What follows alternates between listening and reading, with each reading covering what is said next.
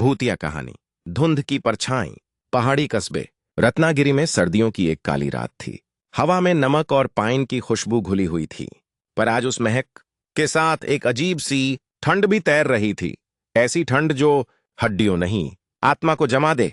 कस्बे के लोग जल्दी घरों में दुबक गए थे, क्योंकि सभी जानते थे कि इस मौसम में जंगल की तरफ जाना सुरक्षित नहीं। कहते हैं कि वहां धुंध में एक परछाई चलती है जो दिखती तो इंसान जैसी है, पर होती नहीं। अंजलि, शहर से आई एक युवा फोटोग्राफर, इन किस्सों को लोकल लोगों की बढ़ी हुई कल्पनाएं समझती थी। उसे भूत प्रेत पर विश्वास नहीं था, बल्कि उसे तो उम्मीद थी कि इस धुंध में कुछ अनोखी तस्वीरें कैद कर सकेगी।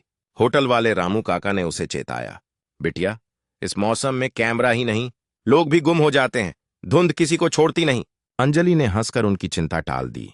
रात के करीब 10 बजे कैमरा हाथ में लेकर वह जंगल की पगडंडी पर उतर गई। धुंध इतनी घनी थी कि टॉर्च की रोशनी भी उसके भीतर खो जाती थी।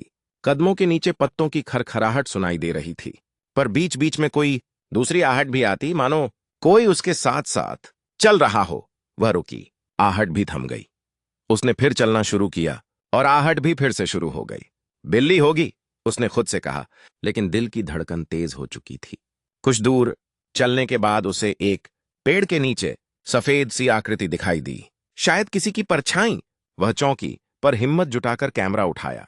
जैसे ही उसने फोटो लेने की कोशिश की, आकृति धीरे धीरे धुंध में घुलती हुई पीछे की ओर खिसकने लगी। बिना पत्तों के हिलने की आवाज, बिना कदमों की आहट। अंजलि ने उसे पुकारा, हेलो, कौन है वहां? उत्तर में हवा और ठंडी हो गई। अचानक धुंध घुमड़कर उसके चारों ओर छा गई। ऐसा लगा मानो हवा में कोई भारी सांसें ले रहा हो।